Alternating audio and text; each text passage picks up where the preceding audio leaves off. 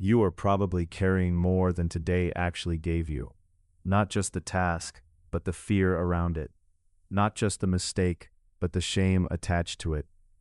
Not just tomorrow, but every version of tomorrow your mind invented at 2 in the morning. That extra weight feels responsible, but it is often just suffering with better branding. Rule 1. Name the weight, then stand up. When life feels heavy, the first victory is not cheerfulness, it is clarity. We are not pretending the load is light, and we are not asking you to smile through what hurts. We are learning how to put down the weight that is not yours, so you have strength left for the duty that is.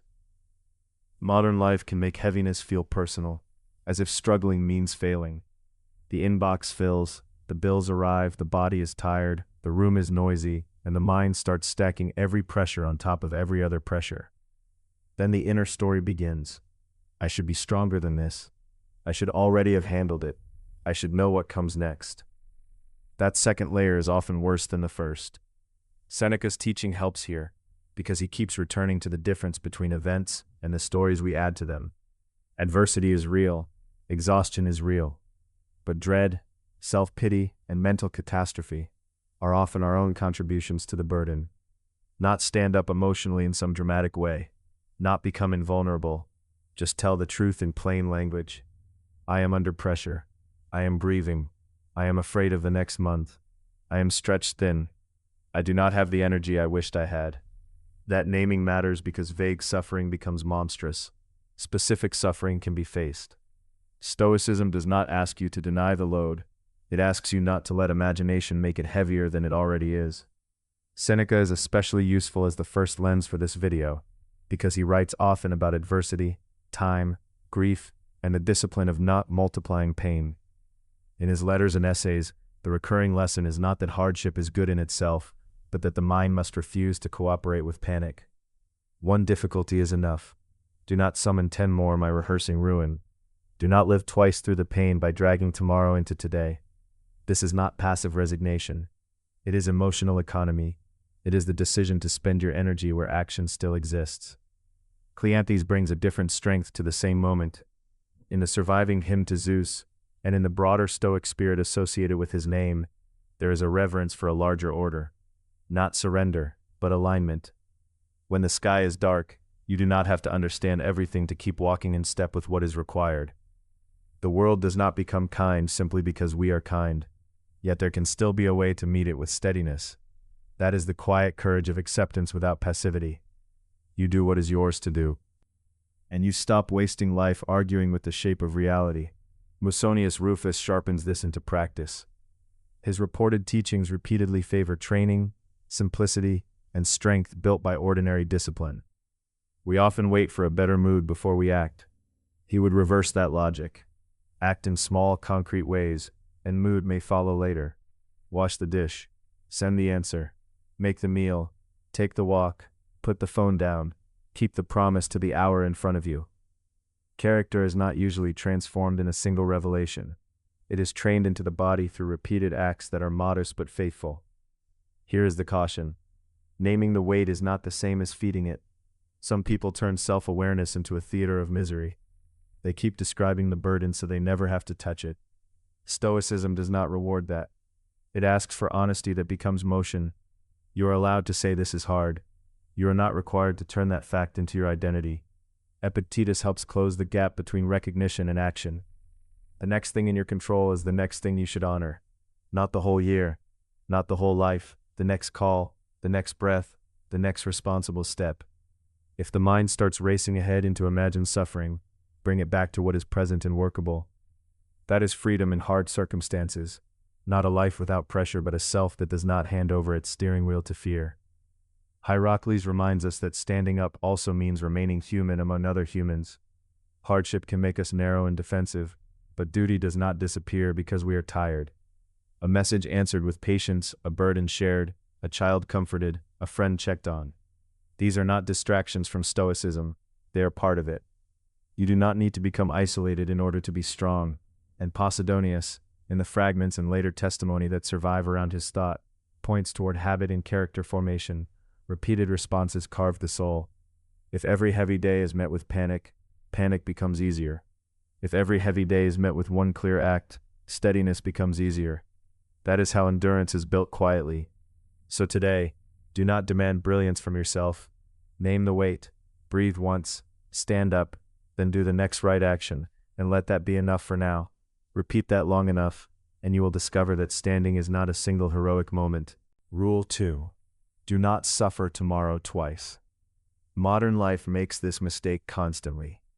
A message goes unanswered, and the mind begins writing the entire conversation for both sides. A bill appears, and suddenly the future is crowded with failure, shame, and collapse. A performance review, a medical appointment, a family conflict, a difficult exam, a delayed payment, a strained relationship. The event itself is one burden, but anticipation can quietly add another. Often the body is still in today while the imagination has already moved into a bleak tomorrow and started living there. That is how people become exhausted before anything has actually happened. Seneca is the primary voice here because he repeatedly treats fear of the future as a needless multiplication of suffering. In his letters, he returns again and again to the idea that distress is often made worse by the mind's projections. The thing before you may be difficult, but it is still one thing. The future, by contrast, is usually a bundle of possibilities, many of them exaggerated by dread. Stoic discipline does not deny that tomorrow may contain pain. It simply refuses to pay that pain in advance. This is not passive optimism. It is practical restraint. Cleanthes, in the surviving hymn to Zeus, presents a world ordered by nature in which human beings are asked to follow willingly where reason and reality lead. That does not mean liking every turn of events. It means not multiplying resistance before the turn even comes. If the day is already hard, the Stoic answer is not to decorate it with invented disasters. Stay with the load that is actually in your hands. Epictetus gives the next step. Notice the impression and separate the fact from the story attached to it. An unread message is not yet humiliation. A possible rejection is not yet rejection. A future meeting is not yet a verdict. The mind throws an image forward and then reacts to the image as if it were already life. The discipline is to pause long enough to say, "This is an impression, not a conclusion. I will respond when something real demands a response." Musonius Rufus adds a harder, quieter lesson. Strength grows through training, not through rehearsing fear. If you keep letting imagined trouble drain you, you are practicing weakness. But if you practice returning to the present task, the email, the walk, the preparation, the conversation, the next hour of work, you are building endurance where it actually matters.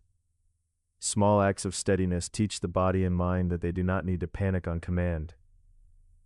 There is a caution here. Stoicism is not an excuse to ignore warning signs or to avoid responsibility. If action is needed now, take it now. Send the document, make the call, ask the question, prepare the plan. But do not call that preparation suffering. Pain becomes heavier when we keep borrowing it from a future that has not arrived. For daily practice, try this simple habit. When tomorrow starts to darken your mind, name the actual fact in one sentence, then name the next controllable action in another. The meeting is tomorrow. I will prepare my notes tonight. The test is next week. I will study for the next 20 minutes. The conversation may be difficult. I will stay calm and speak plainly. This is how you stop suffering twice. You return from the imagined battlefield to the one that is actually in front of you. And you keep standing there, one real step at a time.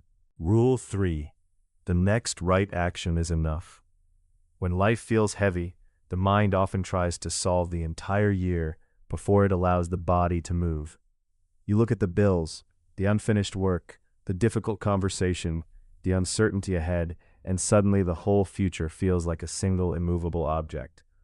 That is how a hard season becomes heavier than it already is, not only because of what is present, but because the mind loads tomorrow onto today. The result is paralysis disguised as planning. You do not begin because you cannot yet finish. You do not breathe because you are trying to carry a life in one hand.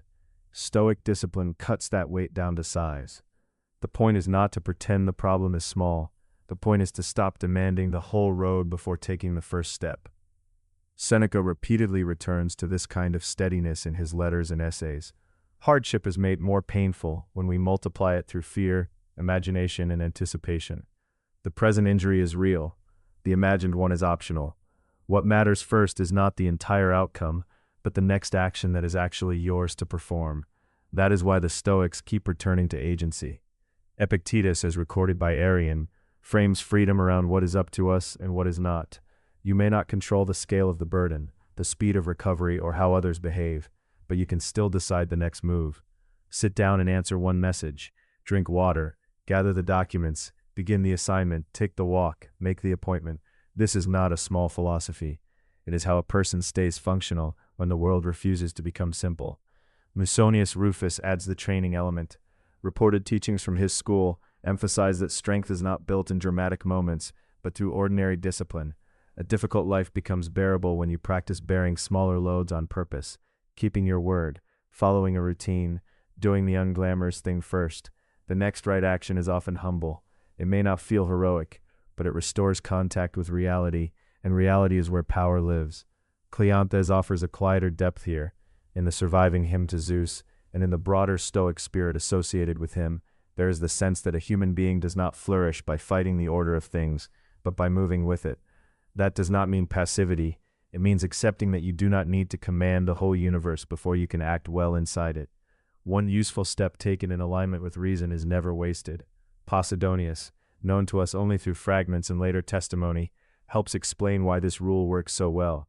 Repeated responses become habit, and habit becomes character. If every hard moment trains panic, the nervous system learns weakness. If every hard moment trains the next right action, the self becomes steadier. You are not only solving a problem, you are shaping the person who meets the next problem. The caution is important. This is not a slogan for ignoring real pain. Some burdens require rest, help, or time. Do the next thing does not mean dismiss your limits. It means do not confuse exhaustion with impossibility. Do not ask of yourself what only a future self can do. Ask only what can be done now without self-betrayal. So make this a daily practice. When the day feels too large, narrow your attention on purpose. Name one task, then begin it badly if necessary, but begin. Put the shoes on, open the notebook, wash the dish, send the message, return to the work. The next right action is enough, because the next right action is how momentum returns, and momentum is often the first sign that a heavy life is becoming carryable again. Rule 4. Accept the load without resigning the self. A heavy life often begins in the mind before it ever reaches the body. The inbox is full, the bills are waiting, someone you love needs more from you than you feel able to give, and the day has already started demanding more than it promised. In moments like that, the real danger is not only the burden itself, it is the second burden we add on top of it: resentment, protest, and the quiet decision that because life is difficult, we must now become smaller than our own character. Cleanthes is the right Stoic voice here. In the surviving hymn to Zeus, and in the wider tradition that surrounds him, the world is not portrayed as a place that bends to our preferences. It is a place to be met with understanding, discipline, and steadiness. That does not mean approving of every loss. It does not mean pretending pain is pleasant. It means refusing to turn resistance into a way of living. Stoicism does not ask you to call hardship good. It asks you to stop treating reality as an enemy simply because it is heavy. There is a difference between acceptance and surrender. Acceptance says, this is what is here, this is what I must carry, and I will carry it without lying to myself. Surrender says, because this is hard, I am finished, and I will let difficulty define me. Cleanthes' worldview, at least as we can responsibly reconstruct it, points toward the first attitude. A person aligned with nature does not waste strength arguing with the fact that winter is cold, illness is costly, and duty can be exhausting. They save strength for the next act of courage. Musonius Rufus adds the practical edge. In the teachings reported by others, he often treats philosophy as training rather than ornament. Strength is not proven in elegant speeches. It is formed in ordinary resistance. Waking up, doing the necessary task, eating simply, enduring inconvenience without dramatizing it. That matters here, because accepting the load is not a mood, it is a practice. You learn it in small moments, answering the message, making the appointment, cooking the meal, finishing the page, taking the walk when you would rather collapse. But there is a caution: acceptance can be misunderstood. Some people use it to justify passivity, as if Stoicism told them to stay trapped in a harmful situation, tolerate every injustice, or silence every legitimate need. That is not the teaching.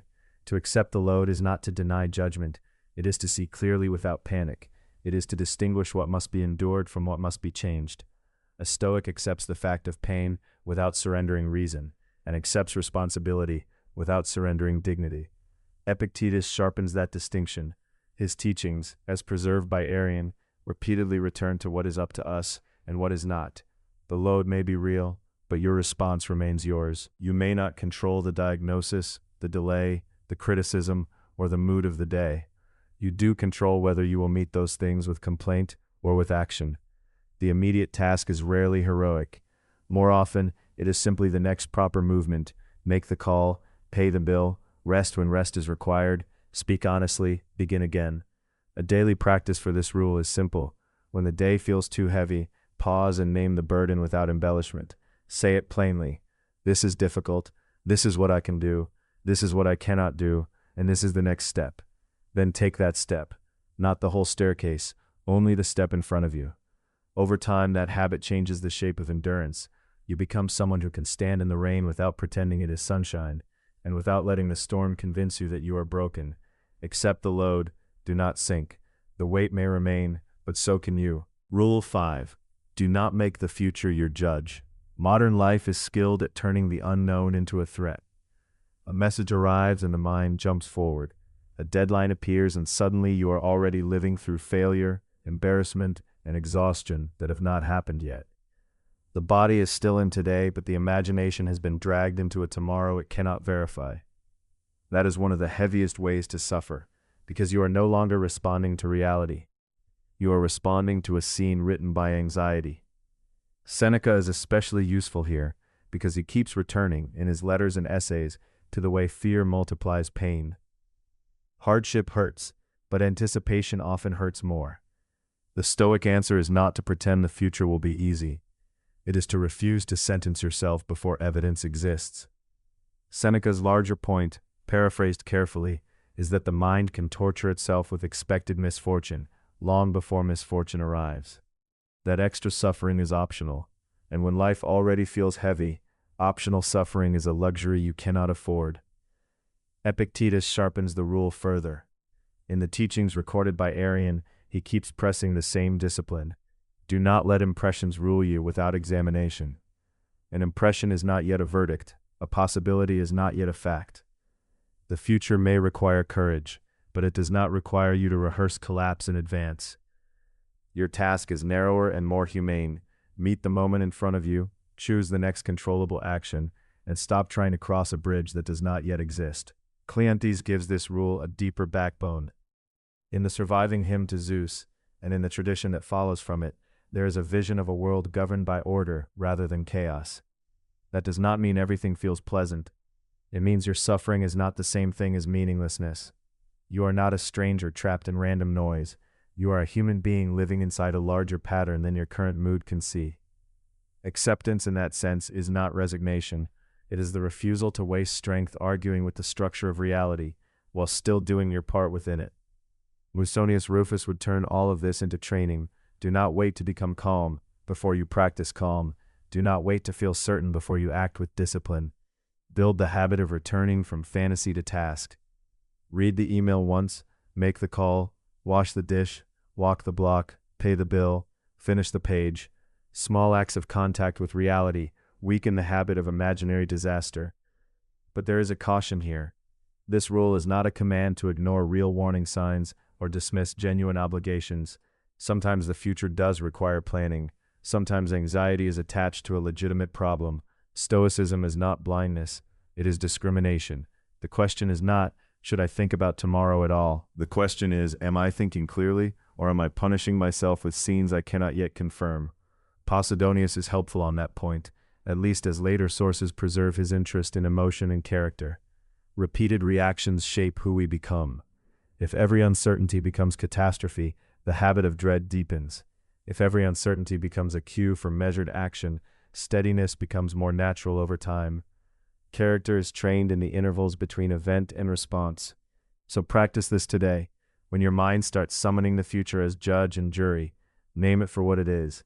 Not truth, not destiny, just anticipation, then return to the next right action, no larger than your strength allows. The future can wait outside the door.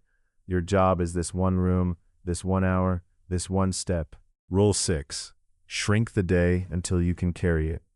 When life feels heavy, the mind often makes the burden heavier than the body can bear. The work is not only the work itself, but the way tomorrow, next week, and every unfinished obligation start crowding into the present. A tired person does not just feel tired. They begin to feel behind, then ashamed, then certain that the whole season is collapsing at once.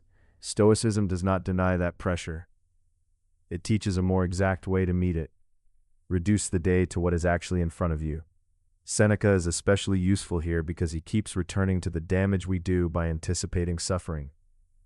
In his letters and essays, he argues in different ways that trouble grows when the mind rehearses it in advance, inflates it, and lives through it twice. A hard day is already enough.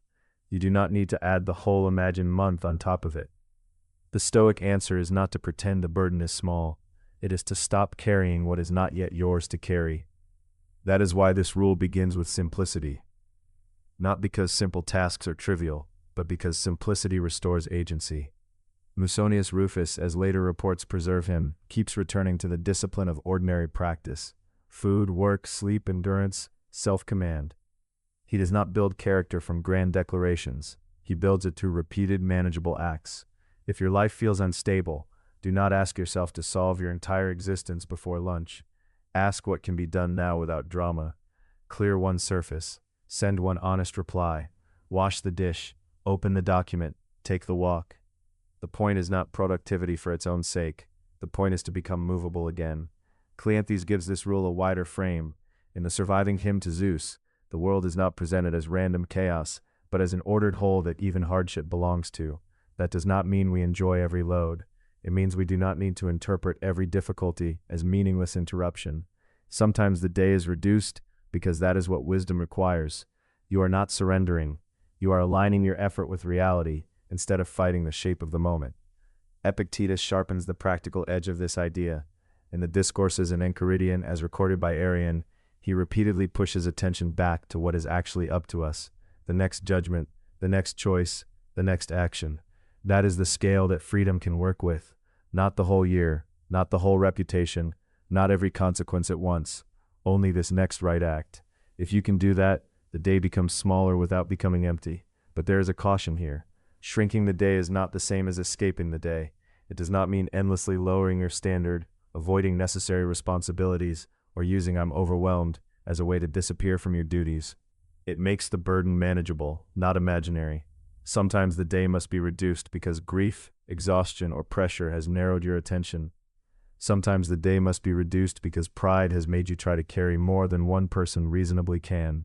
Hierocles helps keep this grounded in human life. If you have responsibilities to others, reducing the day is not abandoning them. It is making yourself capable of showing up without resentment and without collapse. A person who is shattered cannot care well. A person who steadies the day can remain useful, humane, and present. So practice this rule quietly. At dawn, choose only the next few necessary tasks. Write them down plainly. When the mind starts racing ahead, return to the list. When fatigue says the whole day is lost, shorten the lens. Keep going by steps, not by fantasies of perfect strength.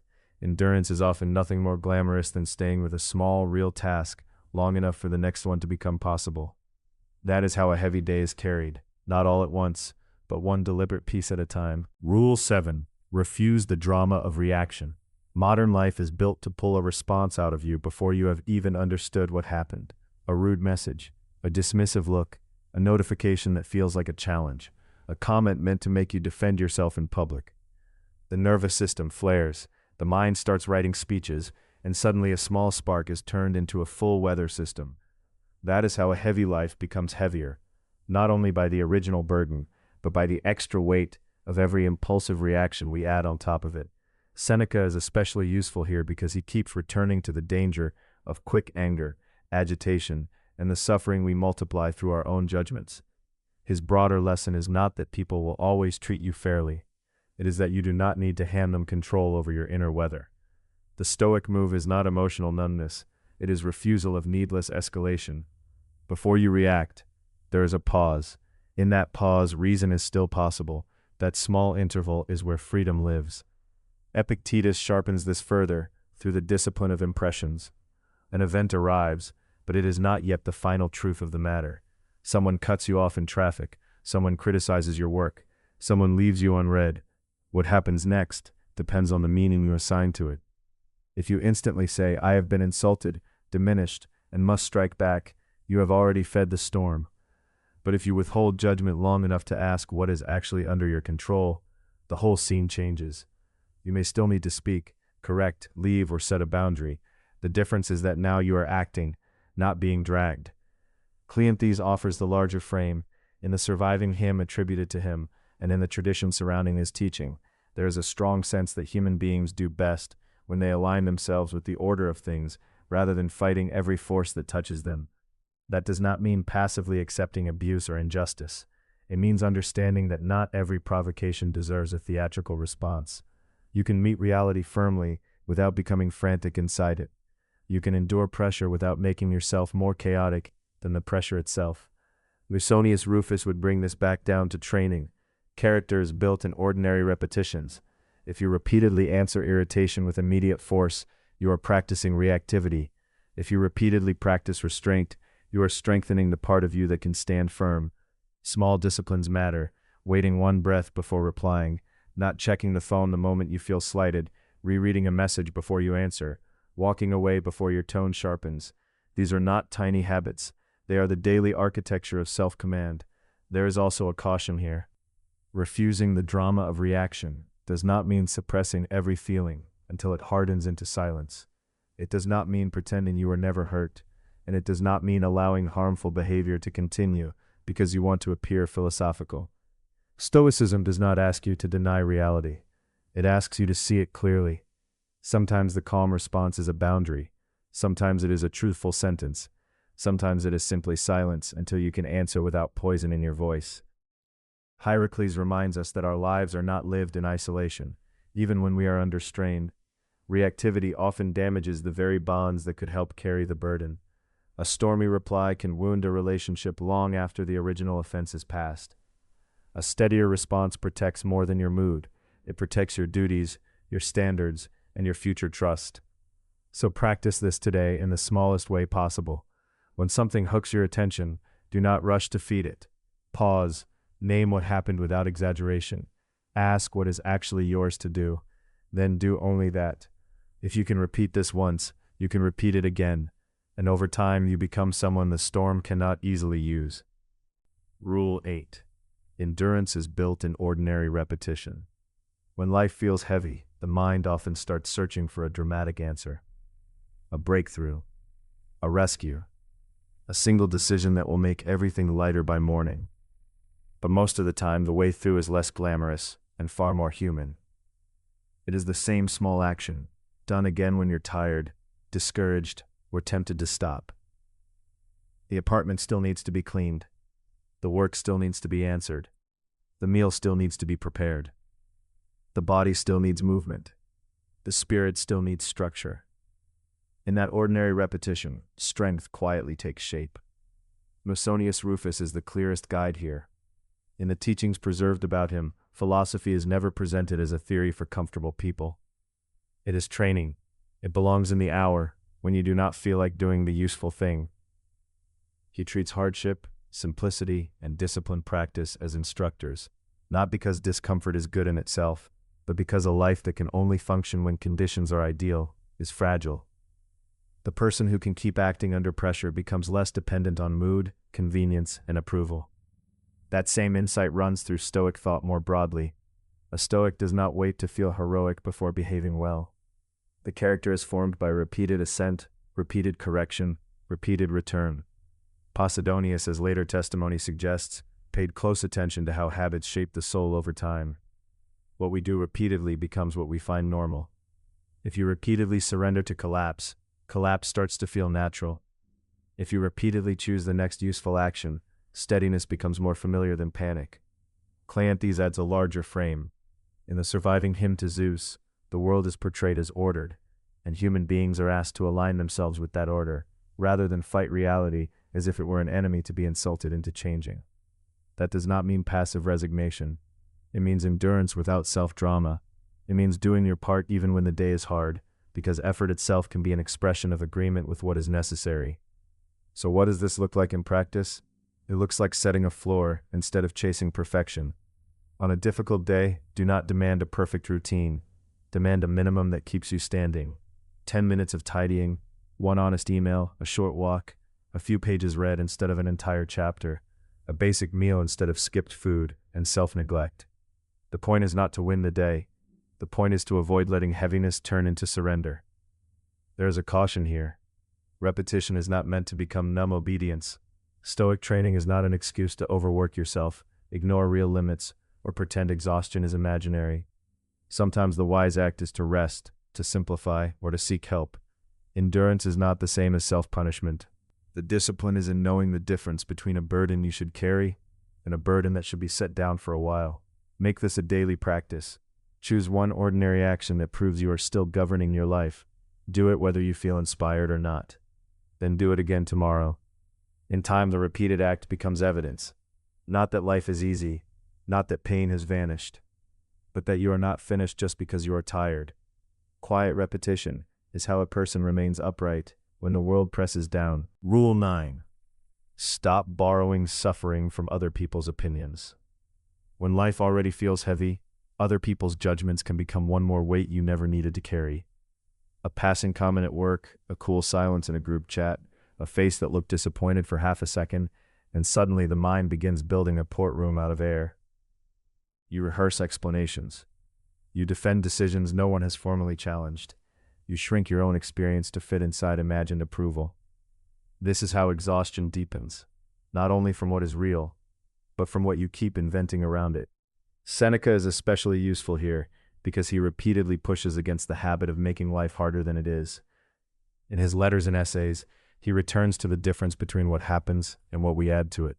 An insult, a side glance, a rumor, or a lack of praise may sting, but the larger suffering often comes from our interpretation, from deciding that someone else's opinion has become the measure of our worth. Seneca's practical message is not to become cold or dismissive. It is to stop surrendering your inner life to people who may be careless, distracted, biased, or simply wrong. Hierocles deepens that point from the side of relationship and duty. We do owe attention to others. We should not become isolated, arrogant, or indifferent. But the Stoic view of social responsibility is not self-erasure. Care for others is strongest when it rises from a settled center. If you live only to be approved, you will become easy to steer and impossible to trust. If you hold your character first, your kindness becomes cleaner, because it is no longer bargaining for safety. So the practice is simple, though not always easy. When a judgment lands, pause before you absorb it. Ask what part is factual and what part is theater. If someone has given useful criticism, keep what is useful and discard the poison. If the comment is vague, hostile, or uninformed, let it pass without building a house inside it. Epictetus, through Arrian's record of his teaching, constantly returns to this discipline of impressions. Not every impression deserves assent. The mind does not have to sign every document laid before it. There is also a caution here. Stoicism is not a license to become immune to all feedback. Sometimes we do need correction. Sometimes embarrassment points to a blind spot. Sometimes humility is the right response. But that is very different from letting every opinion become a verdict on your entire life. Do not confuse reflection with self-contempt. Do not confuse social awareness with surrender. Musonius Rufus, in the teachings preserved about him, would likely approve of the plainness of this rule. Train the soul in everyday conditions. Do not wait for a crisis to practice independence. Practice by letting small disapprovals remain small. Practice by not defending every choice. Practice by doing the work, speaking clearly, and allowing your conduct to stand without constant applause.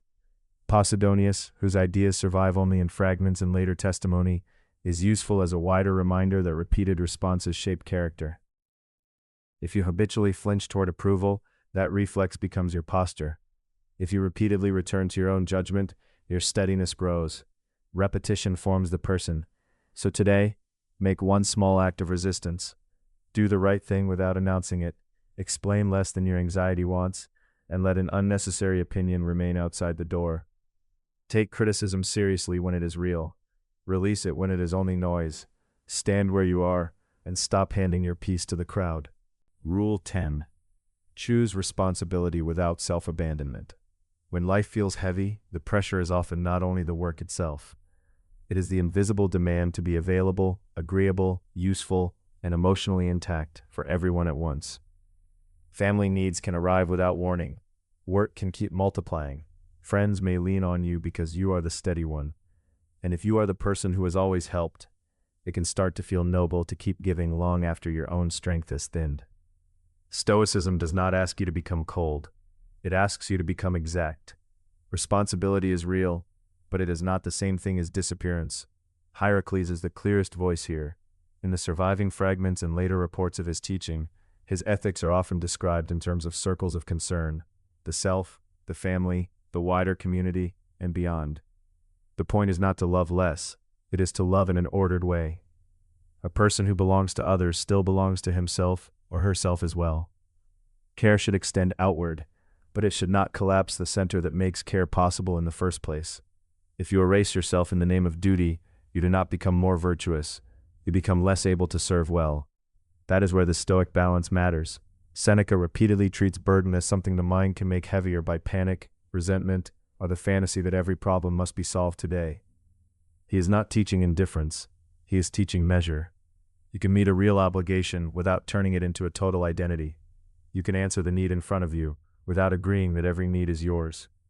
And you can care deeply while still admitting with honesty that you are finite. Musonius Rufus gives this a practical edge.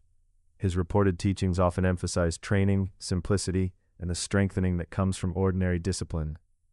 That matters because self-abandonment does not usually happen in one dramatic gesture. It happens by habit. One more favor, one more late night, one more silent acceptance of what should have been refused. A Stoic life is built in these small decisions. If you never practice limits, then exhaustion will eventually impose them for you. So the practical application is simple, though not always easy. Before you say yes, ask 3 questions. Is this truly mine to carry? Can I carry it without neglecting what is also mine to protect? And if I help here, what boundary must remain intact? Sometimes the right answer is yes, sometimes it is no. Sometimes it is yes, but only in a smaller form than your guilt first demanded. The aim is not to harden into refusal. The aim is to make your giving sustainable. There is a caution here. Self-protection can be noble, but it can also become a disguise for selfishness. Stoicism does not license you to treat every demand as an intrusion.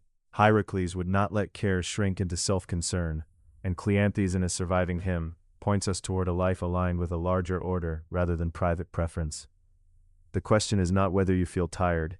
The question is whether your tiredness is telling the truth, or whether fear is using tiredness as a mask. So make this a daily practice. In the morning, name your real responsibilities. In the afternoon, notice where you have begun to drift into resentment or overextension.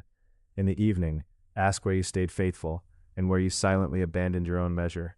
Then adjust tomorrow, not with drama, but with precision. Care for others, serve well, but keep the inner citadel standing, because a person who is entirely used up cannot remain useful for long. Rule 11. Make peace with a smaller life for today. When life feels heavy, one of the cruelest tracks is the demand to keep living as if nothing has changed. You still want to be useful, ambitious, available, and disciplined, but your energy is thinner, your attention is fractured, and the day no longer fits the version of you that used to move faster. That mismatch can create a private humiliation. You look at your reduced output and mistake it for reduced worth. You see fewer tasks completed and begin to narrate the whole season as failure. Stoicism does not ask you to deny that contraction. It asks you not to confuse contraction with collapse. Seneca is especially helpful here because he treats hardship as something that can be met without theatrical resistance. In his letters and essays, he repeatedly returns to the idea that suffering becomes heavier when the mind adds unnecessary layers to it: comparison, dread, resentment, and the fantasy that today should feel like a better season. He does not romanticize pain. He simply refuses to let pain become a reason for self-contempt. A smaller life for a time may be what reality has placed in front of you. The question is not whether you can force it to resemble your old life. The question is whether you can keep your character intact inside the reduced space. Cleanthes offers a wider frame for that kind of endurance. In the surviving hymn to Zeus, and in the broader Stoic spirit that later writers preserved, there is a steady trust that the world has order, even when our immediate plans are interrupted. That does not mean passivity. It means you do not have to treat every narrowing as proof that everything meaningful is being taken from you. Sometimes life removes volume so you can see what was always essential. The room is smaller, but the work of the soul has not shrunk. Musonius Rufus would push this even further into practice. In the teachings reported by others, he consistently praises simplicity, training, and the strength built through ordinary hardship. He would not tell you to perform resilience, he would tell you to live it. Eat more simply if you must. Reduce decisions where possible. Stop using your most exhausted week as the standard for your whole identity. A smaller life for today may mean fewer choices, fewer conversations, fewer ambitions in motion at once. That is not weakness, it is strategy. The caution, though, is important. Shrinking your day is not the same as shrinking your standards. Stoicism never asks you to become careless, passive, or resigned. It asks for proportion. If you are overwhelmed, lower the burden without abandoning the task. Do what must be done with less spectacle and less self-judgment. If all you can manage is one meaningful action, let that be enough for now. Epictetus would say, in effect, that what matters is the next controllable act, not the ideal life you cannot currently summon. Hierocles would add that even in a reduced season, your responsibilities to other people do not vanish. They simply need to be carried with honesty and measure, not self-erasure. Posidonius, whose thought survives only in fragments and later testimony, is useful as a final reminder that repeated responses shape character. If every difficult day is answered with panic because it is smaller than you wanted, you train fragility. If every difficult day is answered with calm reduction and faithful effort, you train steadiness. That is how endurance is built quietly. So today, make peace with a smaller life, if that is what this season demands. Keep the room tidy enough. Finish the one obligation that truly matters. Rest without apology. Speak to yourself without contempt. And when the day asks for less than your best chapter, do not treat that as a moral failure. Treat it as a season of concentrated strength. Smaller is not weaker. Sometimes it is the only shape that still lets you stand. Rule 12. When you feel behind, return to the work. Modern life has a way of turning ordinary delay into a personal verdict. You miss a deadline, fall behind on messages, lose momentum for a week, and suddenly your mind starts building a case against you. It says you are lazy, undisciplined, late to your own life. And once that story starts, the weight becomes heavier than the task itself. You are no longer only carrying the work. You are carrying judgment, comparison, and panic about what the delay means. Seneca helps here because he keeps bringing the mind back from theatrical suffering to practical reality.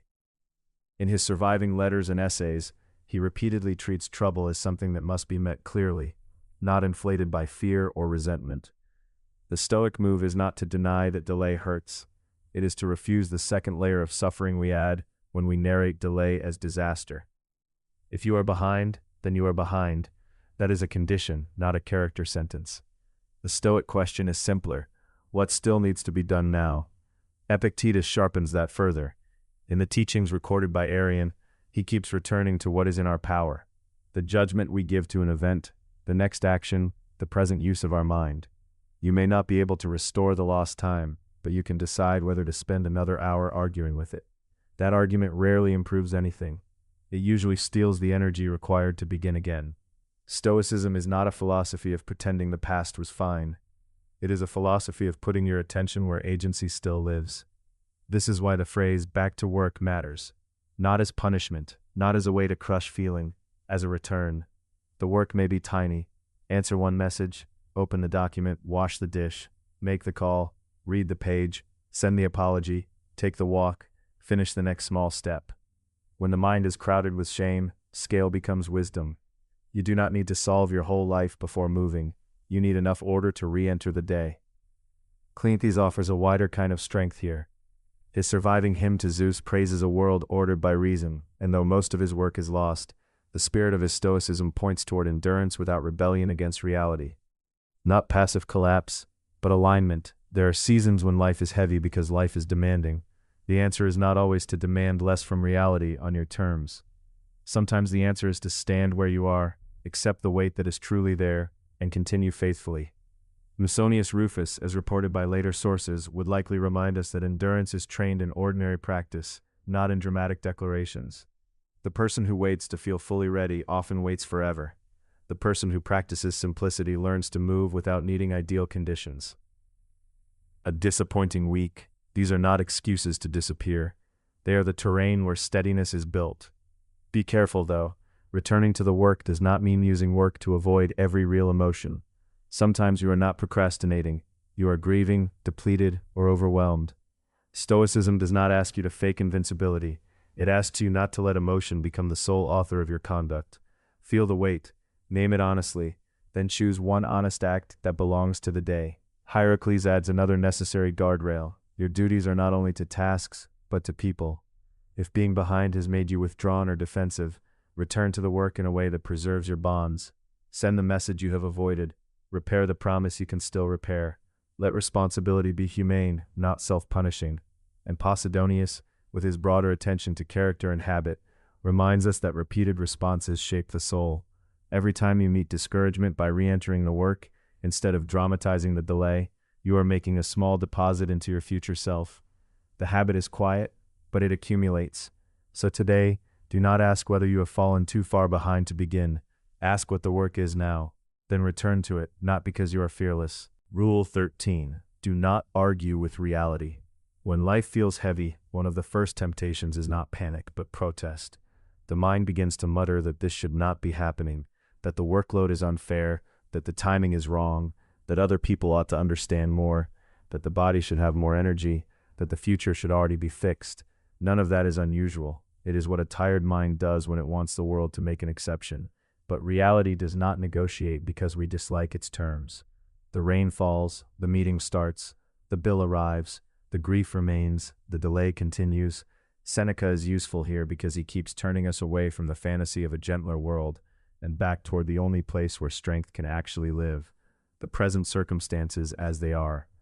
In his letters and essays, he repeatedly treats adversity as something to be met, not dramatized, something to be worked with, not mentally turned into a second disaster. The mind can take a hard fact and then pile on a whole theater of resentment, humiliation, and imagined ruin. Stoicism does not ask you to pretend the fact is pleasant. It asks you not to waste your strength fighting what is already here. That is the difference between acceptance and resignation. Acceptance says, this is the material before me. Now, what is the task? Resignation says, nothing can be done. Stoicism does not belong to resignation. Cleanthes, in the surviving hymn attributed to him, and in the broader tradition associated with his name, offers a vision of a universe ordered beyond private preference. The point is not passive drift. The point is endurance with alignment. If the world is larger than your current mood, then your duty is to stand inside that larger order and do what is still possible. There is a quiet dignity in that. The mason does not insult the stone for being uneven. He measures it. He places it. He works around it. Musonius Rufus, whose teachings survive mainly in reported lectures and fragments, would likely appreciate this practical discipline. Strength is not built by wishing for ideal conditions, but by training under ordinary resistance. Simpler food, harder days, fewer comforts, more honesty about what is required. Over time, the character learns not to depend on perfect weather. Epictetus sharpens the rule further. What disturbs us is often not the event itself, but the judgment we place on it. The first move is to separate the fact from the story. You have one controllable action, not 10, not the whole future. One action. Send the message, wash the dish, start the report, take the walk, ask for help, breathe and return. That is not small-mindedness. It is freedom under pressure. Still, there is a caution here. Do not confuse reality with defeat. Accepting what is true does not mean approving what is unjust, nor pretending hardship is easy. It means refusing to waste your strength on a fight the mind cannot win. If something must change, then act. If something cannot yet change, then carry it without becoming brittle. Hierocles reminds us that this work is never only private. We do not meet reality alone. We meet it inside families, workplaces, communities, and obligations. To accept the facts is also to remain useful to others instead of collapsing into self-absorption. Posidonius, in the fragments and later testimony that preserve his influence, adds another layer. Repeated responses become character. If you train yourself to protest every difficulty, protest becomes your nature. If you train yourself to face facts and move, Steadiness becomes your habit. So today, when something heavy appears, pause before the argument starts. Name what is true. Separate fact from fear. Then choose the next workable step. Accept the facts first, then work, and repeat that practice daily, because reality will keep arriving, and so will your chance to meet it without resistance, without drama, and without surrendering your footing. Rule 14. Expect emotions, but do not obey them blindly. When life feels heavy, the first thing that usually breaks is not the schedule. It is the mind's interpretation of the schedule. A delay becomes proof that everything is falling apart. A cold reply becomes rejection. Fatigue becomes a verdict about your future. Modern pressure makes this worse because it asks you to react instantly, publicly, and emotionally to almost everything. It teaches you to treat the first wave of feeling as the final truth. Stoicism pushes back against that reflex. It does not ask you to become cold. It asks you to become governed. Posidonius is especially helpful here, because the Stoic tradition associated with his name takes emotions seriously without handing over authority to it. In the fragments and later testimony that preserve his ideas, he is remembered as someone interested in the human soul, as something formed by repeated movements, habits, and responses. That matters. A feeling is not merely a burst of weather. It can be the result of a pattern. Fear can grow from rehearsal. Anger can grow from pride. Resentment can become familiar enough to feel like identity. But none of that means the emotion should rule. The Stoic move is simple, though not easy. Notice the impression, name it, and then test it. Epictetus, in the teachings recorded by Arrian, repeatedly returns to this discipline of impressions. The event appears. The mind rushes to interpret it. Your freedom begins in the pause between appearance and consent. You are not required to obey the first internal voice that says, leave, attack, quit, or hide. You can say, this is fear speaking. This is irritation speaking. This is exhaustion speaking. And then you can ask whether that voice is describing reality or merely amplifying discomfort. This does not mean suppressing what you feel. Suppression often backfires because the emotion stays underground and returns with more force. Stoicism is not about denial. It is about command. You are allowed to be frightened and still make the next responsible call. You are allowed to be hurt and still speak carefully. You are allowed to be lonely and still avoid self-destructive choices. The emotion is real. Its authority is not automatic. Cleanthes gives this rule a deeper frame. His surviving hymn to Zeus presents a world ordered by reason and necessity, where human beings are not asked to dominate reality but to align themselves with it. That alignment is not passivity. It is disciplined consent to what is beyond your control, paired with active integrity in what remains yours. If the storm is outside you, you do not pretend it is calm. You secure the ship. Musonius Rufus adds the training aspect. Strength is built in ordinary repetition, not in dramatic declarations. So practice this rule in small places first. When a message stings, wait before replying. When anxiety tells you to abandon the day, complete one concrete task anyway. When shame urges withdrawal, stay with the work of the hour. The point is not emotional perfection. The point is that your habits gradually teach your mind what to do when it surges. There is also a caution here. Some emotions are signals of genuine danger, genuine grief, or genuine injustice. Stoicism does not ask you to become numb to reality. It asks you not to convert every strong feeling into a command. If you are overwhelmed for a long time, if your reactions are becoming unmanageable, or if your distress is affecting basic functioning, then the practical response may include support from others, rest, or professional care. Stoic discipline is not a substitute for common sense. Make this a daily practice. Once a day, pause and ask, what am I feeling? What is it trying to tell me? And what action is actually mine? That small interrogation can save you from many unnecessary losses. Feel the wave. Do not follow it blindly. Stay at the reins. The horse is powerful, but the rider remains responsible. Rule 15. Preserve a corner of silence. When life feels heavy, one of the first things to vanish is quiet. The day becomes a relay of alerts, obligations, opinions, and small emergencies that never quite finish. You answer one message, then another appears. You solve one problem, then your mind invents three more. Even rest starts to feel crowded. In that kind of pressure, noise is not just sound, it is constant interruption. It keeps the nervous system braced and the mind scattered. so the weight of ordinary life feels larger than it already is. This is where a Stoic practice becomes practical rather than decorative. Silence is not an aesthetic preference, it is a form of protection. Epictetus, through the teaching recorded by Arrian, consistently treats attention as part of what belongs to you. You do not control every demand placed on you, but you can still decide what enters the inner room. If you never create a boundary around your attention, then every outside voice gets to shape your mood, your pace, and your sense of what matters. A quiet interval is how you take that power back. Seneca offers a related warning in his essays and letters. Time is constantly being stolen from us, and much of the theft happens through careless surrender. We think we are simply staying informed, staying available, staying connected. But a distracted life is expensive. It drains energy without building anything lasting. Silence does not solve every problem, but it prevents exhaustion from spreading by keeping your mind from being dragged in 10 directions at once. When the inner chamber is sealed, the city can still be loud without ruling you. There is also a deeper Stoic reason to guard quiet. Cleanthes, in the surviving hymn to Zeus, presents the world as ordered, even when human life feels unsettled. That does not mean suffering is easy, or that you must pretend difficulty is pleasant. It means you do not have to meet chaos with panic. Silence helps you remember scale.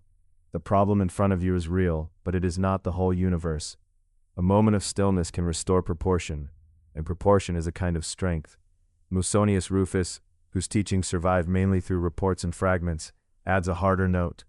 Strength is trained in ordinary conditions, not only in rare heroism. A daily practice of silence is one such training. Choose a small period each day and keep it simple. Sit without music, without scrolling, without explaining yourself to anyone. Let the mind become aware of how often it reaches for stimulation. Then, instead of obeying that reflex, return to one concrete duty. Send the email, wash the dish, take the walk, begin the work. The caution is important. Silence is not escape, and it is not a way to avoid responsibility. Hierocles, in his surviving ethical material, emphasizes our duties to others and the need to hold the self together while still caring for the people around us. Quiet should make you more available to what is right, not less. If silence becomes isolation, it has gone stale. If it becomes contempt for ordinary human concerns, it has stopped being Stoic. Posidonius, known through fragments and later testimony, is useful here, because character is shaped by repetition. What you repeatedly do with your attention becomes the kind of person you are. If every open moment is filled immediately, you train yourself to be dependent on noise. If instead you preserve a corner of silence, you train steadiness. Over time, that quiet becomes a shelter you can enter quickly when the day grows heavy. So make it daily. One protected interval, one sealed chamber, one small refusal to let the world speak over your own mind. In that space, you do not need to become invulnerable. You only need to recover enough clarity to meet the next thing well. Rule 16. Do one hard thing on purpose. Modern life makes comfort feel like the default moral setting. Everything is designed to reduce friction, reduce waiting, reduce effort, and reduce the chance that you will ever feel strained for more than a few seconds. But the same person who is surrounded by convenience can still collapse under a single difficult phone call, a hard workout, a tense conversation, or one more responsibility arriving at the end of an already heavy day. When discomfort is always avoided, it starts to look larger than it is. The nervous system learns to fear ordinary effort. Then the world becomes smaller, and your own resilience becomes less familiar to you. Musonius Rufus, as his teachings are reported by later writers, consistently treated training as something practical and embodied. He did not present philosophy as a decorative idea, he treated it as preparation for life. That includes deliberate simplicity and the habit of choosing manageable hardship on purpose. The point is not self-punishment, the point is education. You are teaching your mind and body that discomfort is a condition to be met, not an emergency that automatically controls you. Seneca helps sharpen that idea. Across his letters and essays, he returns again and again to the difference between what harms us and what merely feels difficult. He warns, in effect, that we often add weight to life by resisting what is already there, or by imagining pain in advance and living through it twice. Voluntary hardship has value because it strips away exaggeration. You learn that a cold shower is cold, not catastrophic. A difficult task is demanding, not impossible. A moment of strain is a moment to endure, not a verdict on your character. Cleanthes in the surviving hymn to Zeus gives a broader frame. A rational order runs through events whether we approve of them or not, and the wise response is not rebellion against reality, but alignment with it. That does not mean passivity. It means you stop wasting energy demanding that life feel easier before you act. You work with what is in front of you. You train where you stand. Epictetus in the teachings recorded by Arrian keeps bringing the mind back to the next controllable action. That is the practical center of this rule. Choose one hard thing you can do now, not 10. Do not make the exercise so grand that it becomes theatrical. Pick the call you have avoided. Pick the walk you do not feel like taking. Pick the task you have postponed because starting would expose your fatigue. Voluntary discomfort should be small enough to complete, but real enough to teach. There is a caution here. Hardship used wisely builds steadiness. Hardship chosen foolishly can become vanity, punishment, or a way of proving something to other people. Stoicism does not ask you to perform toughness. It asks you to become sturdier in truth. If you are ill, injured, deeply depleted, or carrying grief, the hard thing may be much gentler than someone else's. Wisdom adjusts the dose. Discipline is not the same as self-cruelty. Hierocles, in the fragments of his ethical teaching, reminds us that we do not train merely for private pride. We become more reliable for other people when we become less fragile inside ourselves. And Posidonius, as later testimony suggests, understood character as something shaped by repeated responses. What you practice becomes you. Avoiding all discomfort trains avoidance. Meeting measured discomfort trains steadiness. So make this a daily practice. Do one deliberate difficulty each day, preferably before your mood has fully negotiated against it. Keep it simple. Keep it humane. Let the shower be cold for a moment. Let the walk happen. Let the inbox be opened. Let the hard conversation begin, not to prove strength, but to build it quietly. The forge changes metal because it endures heat without breaking. You are doing the same, one controlled trial at a time. Rule 17. Never let shame write the script. When life is already heavy, shame arrives like a second burden. It does not just say, you made a mistake. It says, you are the mistake. You miss the deadline, snap at someone you love, fall behind again, waste an evening, drop the ball, and suddenly your mind starts building a courtroom around the moment. It reaches backward into your past and forward into your future, trying to turn one failure into a permanent identity. That is how shame works. It moves quickly, speaks with certainty, and exaggerates in the dark. Seneca's practical wisdom is useful here because he keeps bringing us back to proportion. He does not tell us that error is meaningless. He tells us not to multiply suffering by adding panic, self-contempt, and theatrical despair. A fault should be faced, corrected, and learned from. But once the lesson is taken, the mind should not keep punishing itself as if pain were the same thing as moral seriousness. That is not wisdom. That is self-destruction dressed up as accountability. Epictetus sharpens the point.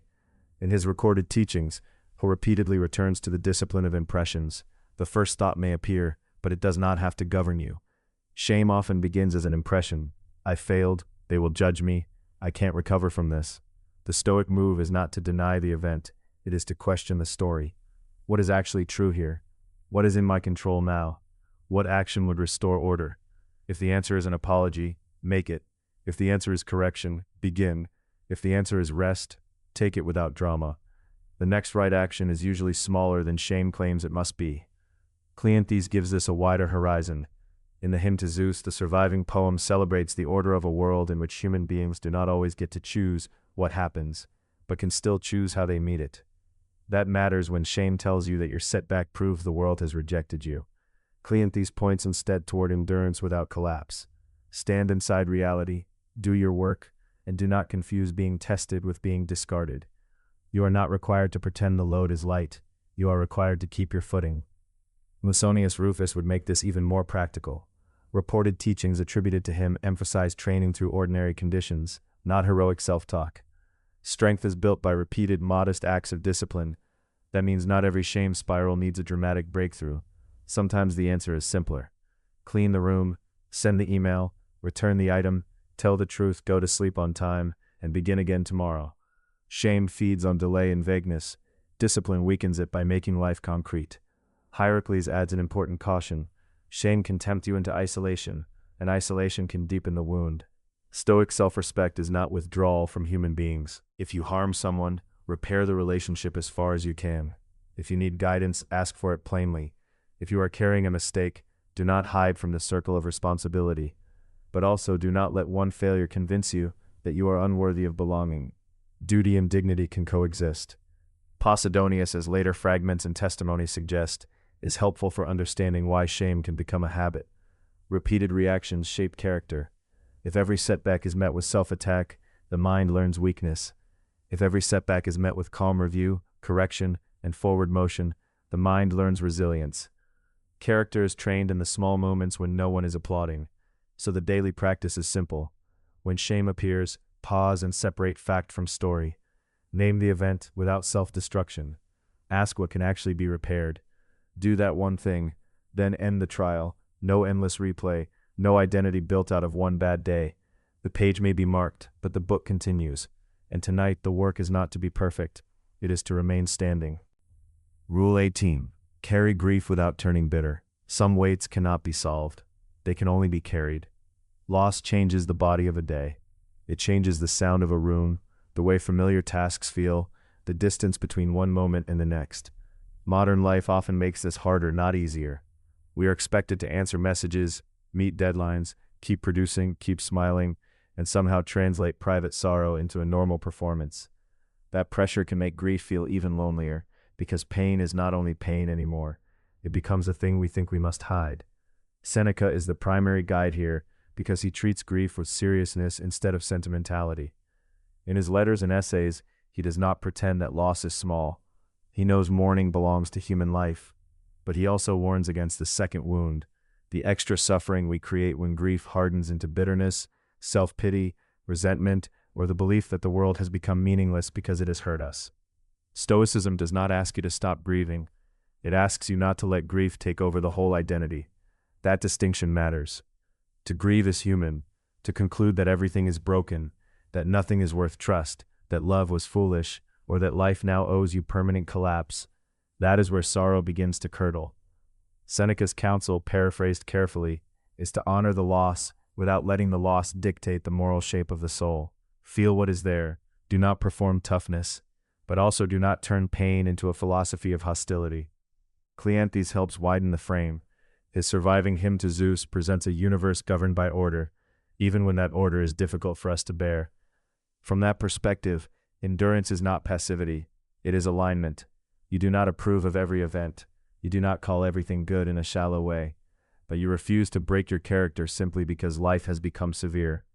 The cracked vessel image belongs here, not hidden, not erased, but repaired in a way that shows what happened and also shows that repair was possible. Musonius Rufus adds the practical layer.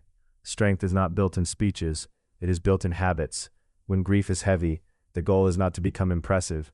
The goal is to remain functional in small, ordinary ways.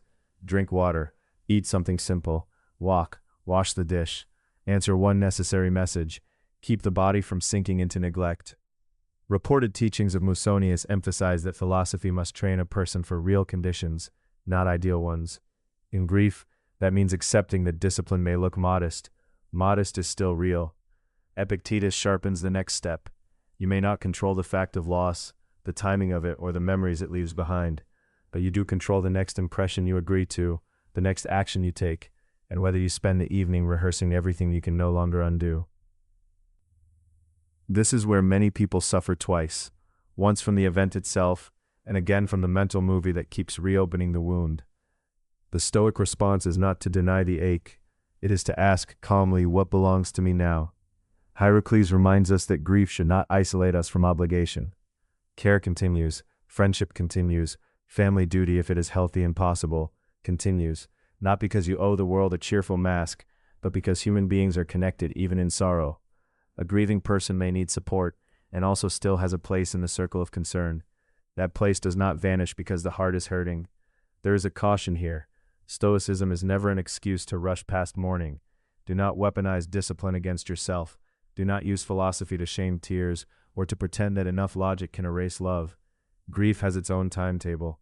What Stoicism offers is a way to keep grief from becoming bitterness, and bitterness from becoming your permanent home. Practice this today in one quiet way. Name the loss without inflating it into prophecy. Do one small duty without demanding that it heal you. If tears come, let them come. Then return to the next necessary act. That is not emotional failure. It is endurance. And endurance in the Stoic sense is how a life remains standing after sorrow has passed through it. Rule 19. Let work be an anchor, not an escape.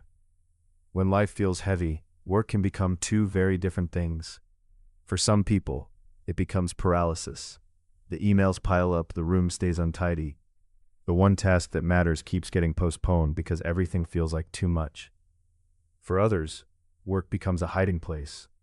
They stay busy every waking hour, not because the work is meaningful, but because silence feels dangerous. They do not want to meet grief, uncertainty, loneliness, or the simple fact that they are tired. So they keep moving until movement itself starts to look like virtue. Seneca's writings are useful here because he repeatedly warns against the extra suffering we create in our own minds. Hardship is already hard. We make it heavier when we confuse busyness with strength, or when we imagine that our value depends on never slowing down.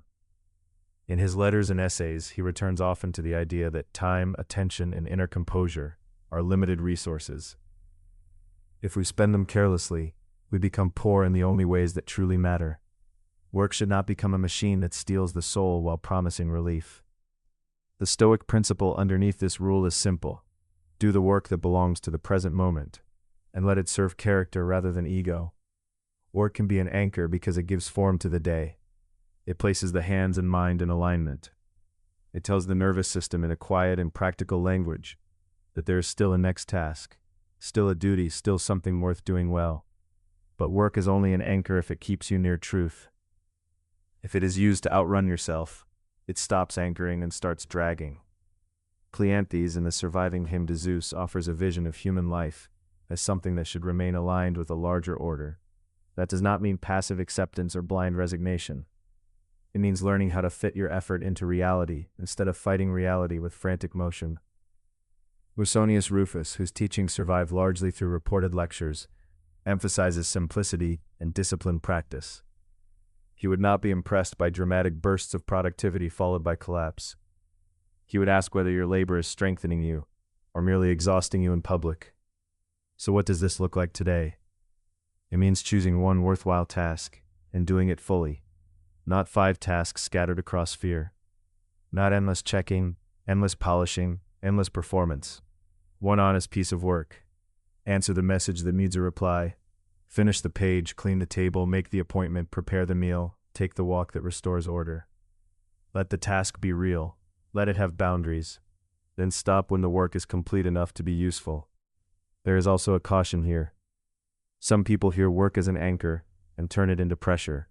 They use duty to shame themselves, as if rest were weakness and every pause were failure. Stoicism does not ask for that. It asks for steadiness. An anchor holds a ship in place. It is not the ship itself. Your job is not to become productivity. Your job is to remain a person who can work without disappearing into work. Epictetus helps sharpen that distinction. What is in your control is not the whole world of results, but the next action, the next choice, the next response to the impression before you.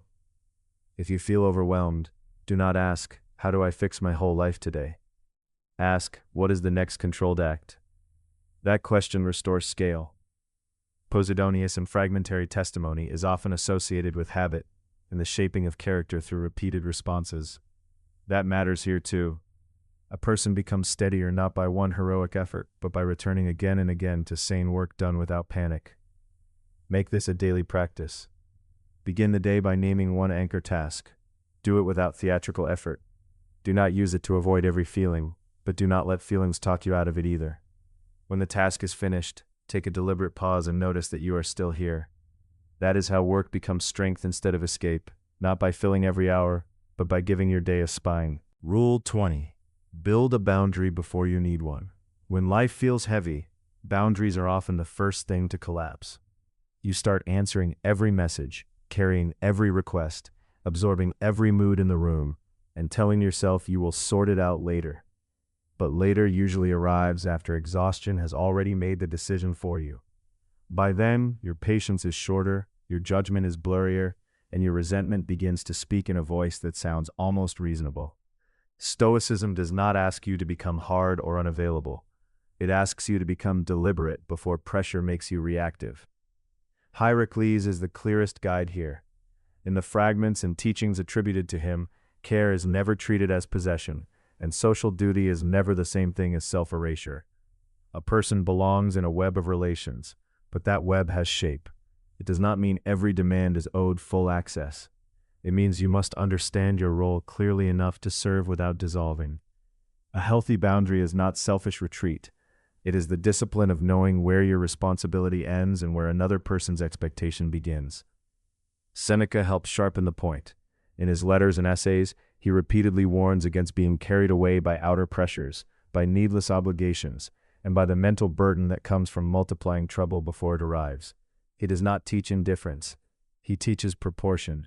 If you let every request become a command, and every discomfort become a catastrophe, then you are not living by reason. You are living by whoever spoke last. The Stoic answer is to pause and decide from principle rather than from guilt, fatigue, or the fear of disappointing everyone. In practice, this means setting the line while you are still clear. Decide what hours are truly yours. Decide which conversations you will not continue when they become cruel, circular, or draining.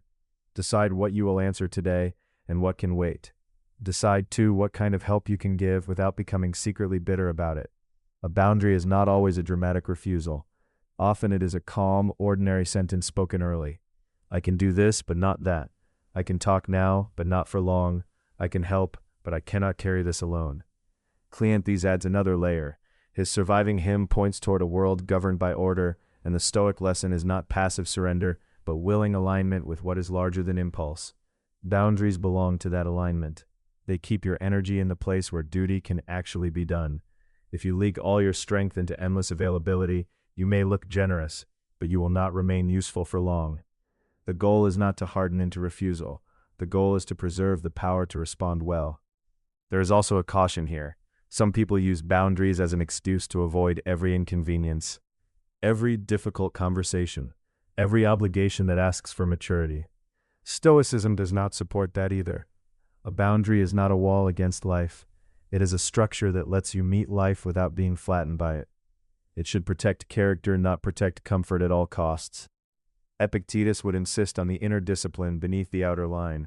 Notice the impression, test it, and do not obey it automatically. The moment you feel pressure rising, return to the question of what is yours to choose. Not what is most emotionally satisfying, not what will win approval, what is fitting, what is yours.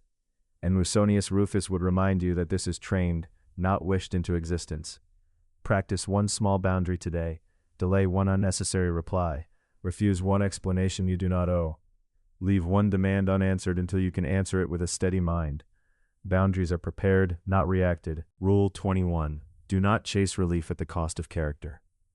When life feels heavy, the mind starts bargaining. It says, take the easier route, say the softer lie, delay the difficult task, spend the money, numb the feeling, disappear for a while. Relief begins to look like wisdom simply because you are tired. And tiredness is not a small thing. It weakens attention, lowers resistance, and makes the immediate escape feel morally innocent. But Stoicism is careful here. It does not deny the pressure. It asks whether the relief you want will actually heal anything, or whether it only postpones the price. Seneca is the main guide for this rule because he understands how suffering multiplies when we attach fear, resentment, and self-deception to it. In his letters and essays, he repeatedly returns to the idea that external hardship is hard enough without the mind adding a second layer of panic. The danger is not only pain, it is the choice to trade your judgment for momentary comfort, and then wake up with the original burden plus the consequences of the shortcut. He treats character as something preserved through difficult moments, not after them. That is why relief and peace are not the same thing. Relief can be immediate and still corrupt the pattern of your life. Peace is quieter. It comes from living in a way that does not require constant repair. If you keep choosing the easy escape every time pressure appears, you train yourself to fear pressure. If you keep making the honest choice, even when it costs you, you train steadiness. This is very close to the Stoic view of habit. Repeated actions shape the soul. Posidonius, in the fragments and later reports that preserve his thought, is useful here because he emphasizes how character grows through patterns, not declarations. A single indulgence may seem small, a repeated indulgence becomes a disposition. Cleanthes offers the wider frame. His surviving hymn presents a universe governed by order. And while we should be cautious about extending fragmentary material too far, the spirit is clear enough. A human being is not meant to drift with every impulse. There is a larger pattern to remain aligned with. Acceptance does not mean passivity, and endurance does not mean surrendering your standards. It means recognizing that hardship is not a command to become smaller in soul. It is a test of whether you can stay upright while carrying what must be carried.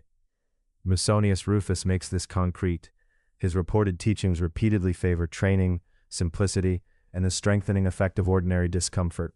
In that light, the right question is not how do I feel better right now? It is what practice will keep me capable tomorrow. Sometimes the answer is to rest. Sometimes it is to eat, sleep, and return later with a clearer mind. But sometimes the answer is to do the necessary thing without negotiating with the discomfort. The Stoic error is not wanting ease. The error is making ease your ruler.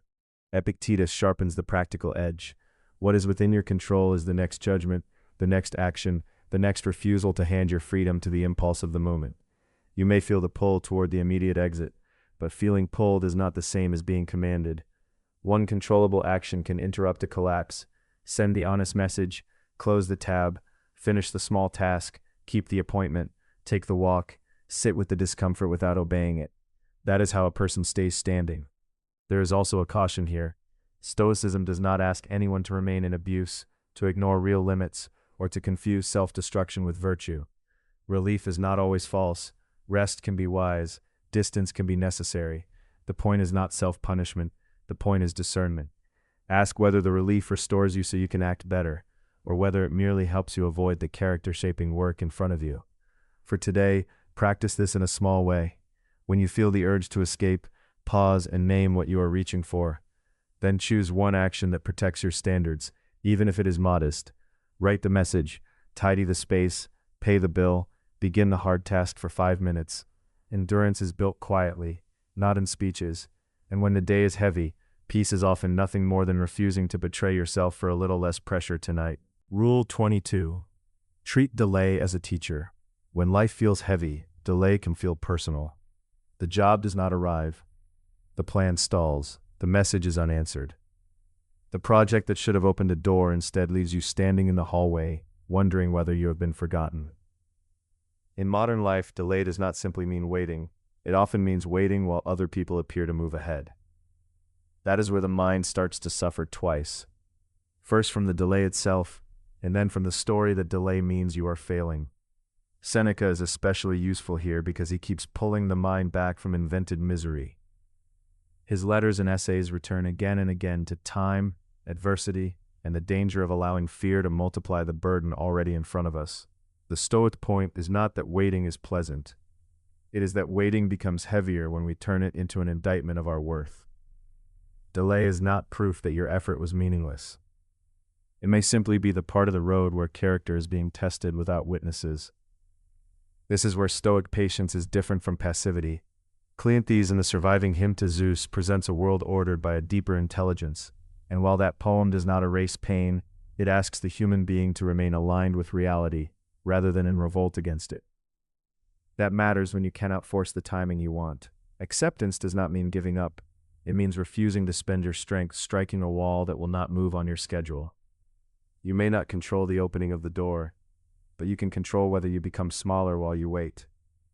Musonius Rufus, as later reports preserve his teaching, points toward training through ordinary hardship. He treats discomfort, simplicity, and repeated discipline as ways of making the soul sturdier. Delay belongs to that same school. It exposes whether your habits are built only for momentum. If your identity depends on visible progress, waiting will shake you.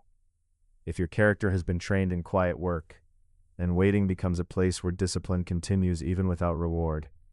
Keep your standards. Keep your rhythm. Keep your promises to yourself. Epictetus sharpens the next step. Attend to what is up to you right now. You cannot command the pace of every outcome, but you can still answer the email, revise the draft, make the call, rest when rest is needed, and return to the task without dramatizing the pause. The next controllable action is often small enough to ignore, which is exactly why it is powerful. Delay feeds on the fantasy that nothing counts until everything is resolved. Stoicism breaks that illusion. One honest action taken now is still a form of progress. There is a caution here, though. Stoic patience is not the same as denying real obstacles or pretending every delay is noble. Some delays are caused by injustice, poor systems, grief, illness, or plain bad luck. A wise person does not romanticize those things. The teaching is narrower and more practical. Do not let delay convince you to abandon your standards, your duties, or your self-respect. Do not let waiting turn into bitterness. Hierocles adds another important layer. Even in delay, you remain connected to other people. Your responsibilities do not disappear just because your personal plans have slowed. You may still owe care, reliability, honesty, and presence. And Posidonius, in the fragments and later testimony that preserve his thought, reminds us that repeated responses shape character. Every time you meet delay without collapse, you teach your mind a little more patience. Every time you keep working without applause, you make endurance easier next time. So the daily practice is simple. When something is delayed, do not ask first, why is this happening to me? Ask, what remains mine to do today? Name the delay without inflating it. Protect your effort from contempt. Return to the task. Let waiting become training, not humiliation. In that way, delay stops being an enemy and becomes a teacher. Rule 23. If you are lonely, become reliable to yourself. Loneliness is not always loud. Sometimes it arrives as a kind of weariness that follows you from room to room. Messages go unanswered. Plans fall through. The day still demands breakfast, work, errands, decisions, and a face that looks composed enough to function. In that state, people often begin to drift inward in a bad way. They stop keeping promises, stop maintaining routines, and start treating their own life as something temporary and negotiable. The Stoic answer is not to pretend that isolation feels good, it is to make yourself dependable inside it. Hierocles is useful here because his ethics are deeply social. In the surviving fragments and later reports, his teaching on the human being emphasizes that we belong to concentric circles of concern: self, family, neighbors, community, and beyond. But that social vision does not begin with dependency on other people's moods. It begins with a stable self who can participate in relationship without collapsing into it. To care for others well, you must not abandon the part of you that can still act with judgment, which also means restraint and consistency. That is why reliability matters so much in lonely seasons. Keep the simple commitments you make in the morning. If you said you would get up at a certain time, get up. If you said you would walk for 10 minutes, walk. If you said you would answer one important email, answer it. If you promised yourself a meal, a shower, a page of reading, or a sober evening, do not treat that promise as less binding because nobody is watching. Stoicism does not ask you to become cold. It asks you to become trustworthy. Seneca would warn against letting the mind turn solitude into a theater of loss. He often returns to the danger of multiplying suffering by anticipation and self-pity. When life is heavy, the temptation is to narrate the whole future as if the present feeling will last forever. No one cares. Nothing will change. I am falling behind. I will always be alone. But that is not wisdom. That is exhaustion speaking in absolutes. The Stoic discipline is to separate the fact of loneliness from the story of collapse that loneliness wants to write.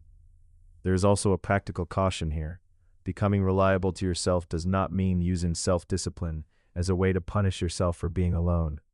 It is easy to turn order into a whip. That is not Stoic strength. It is just fear wearing a cleaner uniform.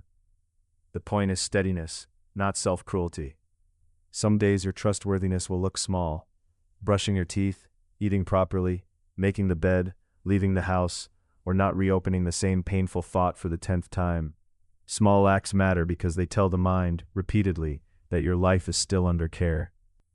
Epictetus would push this further by asking what remains in your control at this very moment. Not whether others text back. Not whether a season of isolation ends on your preferred timetable. But the next action is still yours. You can choose to stop spiraling, stand up and do what is appropriate to the hour. That is how freedom survives loneliness, not through dramatic victory, but through the next faithful move. Make this a daily practice. Each morning, choose 3 promises you can realistically keep. Each evening, review whether you kept them without exaggeration or self-congratulation. If you failed, correct without collapse. If you succeeded, let the fact land quietly. Over time, this kind of disciplined self-trust becomes a form of companionship. You may still be alone in the room, but you are no longer abandoned from within. Rule 24. Avoid the trap of over-explaining. When life feels heavy, words can start to multiply. You explain why you are tired, why you cannot come, why the work is late, why you need space, why your answer is not what someone wanted. And under that pressure, explanation can quietly turn into self-defense. You begin to think that if you say enough, soften enough, and justify enough, you will be accepted without conflict. But often the opposite happens. The more you explain, the more you feel you owe. The more you justify, the more exposed you become.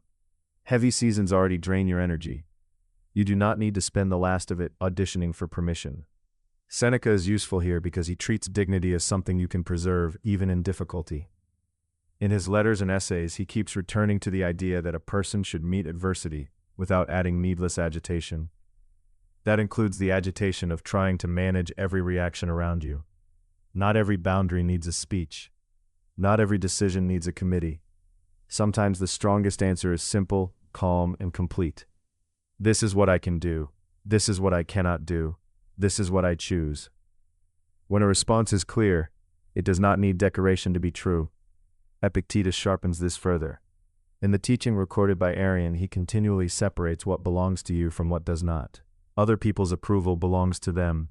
Their disappointment belongs to them. Your task is to govern your own judgment and act according to what is right. That means you do not have to write a perfect explanation to control how others feel. You are responsible for honesty, not universal comfort. If the truth is already stated, repeating it often becomes a sign that you are trying to buy peace with extra words. There is also a practical warning here. Over-explaining can look like kindness, but sometimes it hides fear. Fear of being misunderstood, fear of seeming selfish, fear of being judged as difficult. That fear is human. But if you let it lead, you will keep negotiating with every person who has not earned that access. Cleanthes, in the surviving hymn to Zeus, offers a very different posture. The world is not always arranged around our preferences, and strength means aligning ourselves with reality rather than arguing with it. The person who accepts that truth can speak briefly and stand still. Musonius Rufus, in the teachings reported by others, points toward training through simplicity. He would have understood the discipline of not speaking more than is needed. Simplicity is not rudeness, it is economy of force. If you are already tired, choose the shorter sentence. If the issue is already settled, do not reopen it to soothe someone else's discomfort. Give what is necessary, not what your anxiety keeps demanding. Care for others does not require surrendering yourself. You can be considerate without becoming endlessly available. You can be kind without becoming explainable on demand.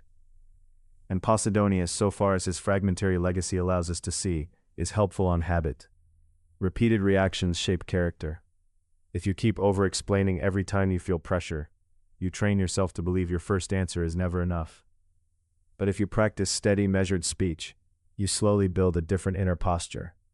So the daily practice is simple. Before you answer, ask, is this truly unclear, or am I trying to make my honesty more acceptable?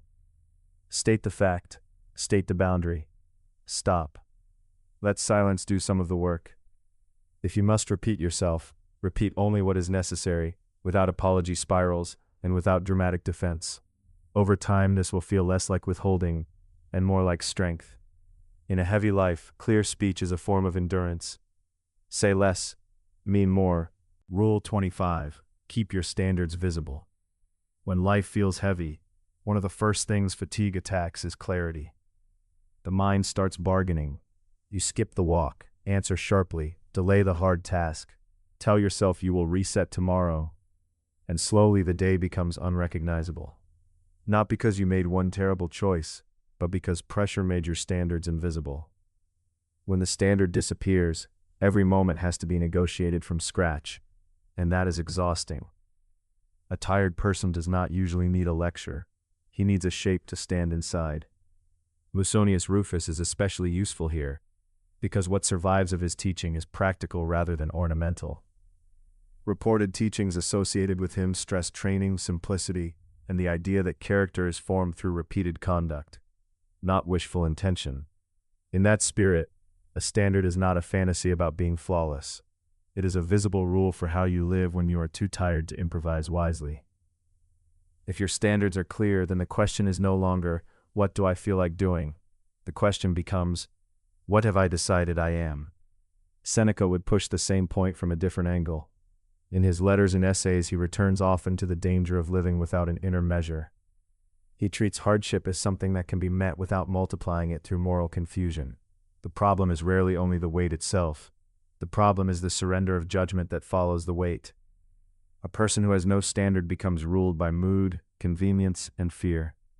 A person with a standard may still be tired, but he is not lost. Put this into practice in a simple, visible way. Choose a few non-negotiable standards for the day. What time you get out of bed, what kind of speech you will avoid, the minimum work you will complete, the one physical act that keeps you honest, the hour at which screens stop, the small act of preparation for tomorrow. Write them where you can see them. Keep them short enough to obey on a difficult day. The point is not to create a performance. The point is to prevent drift. Standards that live only in your head disappear when pressure rises. Standards that are visible can guide action even when motivation is weak. Cleanthes offers a larger frame for this same discipline. In a surviving hymn to Zeus, there is a sense that human life has a place within a broader order, and that wisdom is not rebellion against that order, but willing cooperation with it. That does not mean passivity. It means that when the day is heavy, you do not answer chaos with self-betrayal. You still do the work properly. You still keep faith with your role. You still resist the temptation to let discomfort rewrite your character. There is also a caution here. A visible standard can become another way to punish yourself if you turn it into a rigid spectacle. Stoicism is not asking you to turn fatigue into a moral trial every hour. If the standard becomes so severe that it ignores reality, it will not strengthen you. It will hollow you out. The Stoic aim is steadiness, not self-cruelty. Standards should clarify action, not destroy mercy or common sense. Epictetus helps with the practical final step. When the day is crowded and energy is thin, return to the next controllable thing. Do not try to solve your whole life before breakfast. Do the next duty in front of you. Hierocles reminds us that visible standards are not only private habits, they shape how we remain dependable to other people without being swallowed by their demands.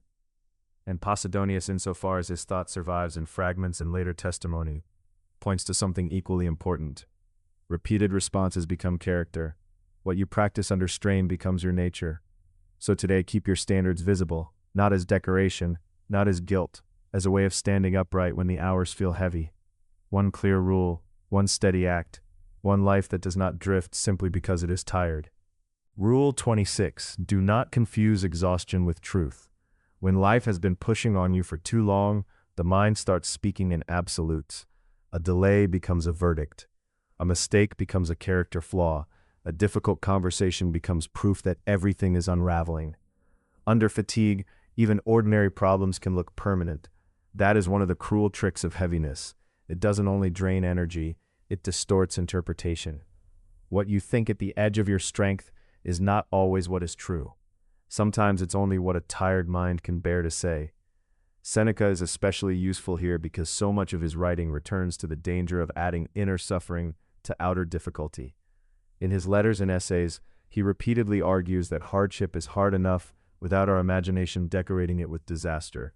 He is not asking you to pretend things are fine. He is warning you not to turn a rough day into a final philosophy. Pain, delay, disappointment, and grief deserve attention. But exhaustion is a poor judge. It narrows the field of vision. It takes one low moment and makes it look like the whole landscape. That is why Stoic discipline begins with postponing judgment. You do not have to believe every conclusion your mind produces when you are depleted.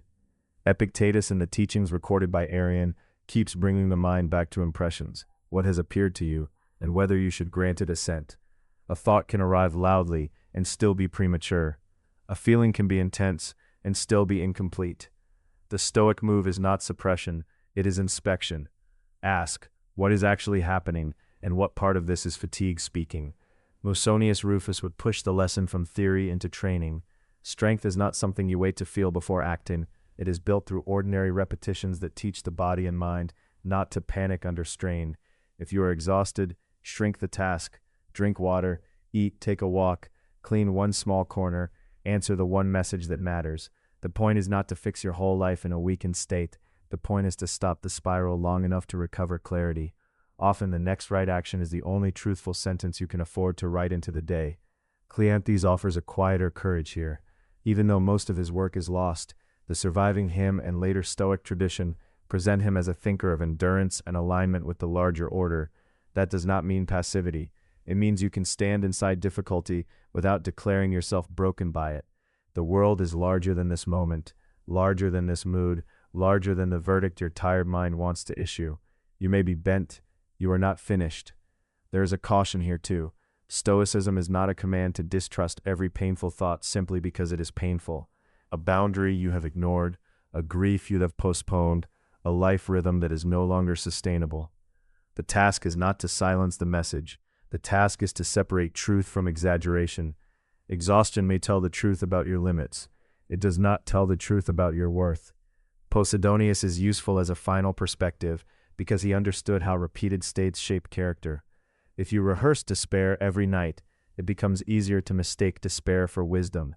If you repeatedly answer fatigue with small acts of steadiness, a different habit forms. You become someone who can pause before concluding, someone who can rest without surrendering judgment, someone who can recover without dramatizing the damage. So make this a daily practice. When the day feels heavy, delay your conclusions. Do not make permanent decisions at the lowest point of the afternoon.